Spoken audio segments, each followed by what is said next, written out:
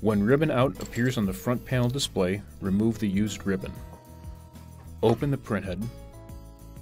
Turn the ribbon take-up spindle counterclockwise to wind up the used ribbon.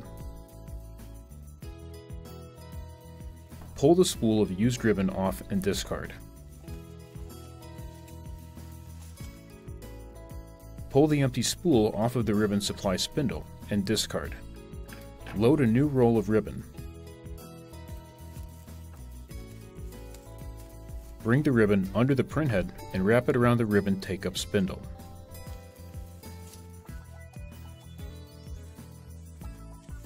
Turn the spindle to remove any ribbon slack. Close the printhead. Close the media door. Press pause to enable printing.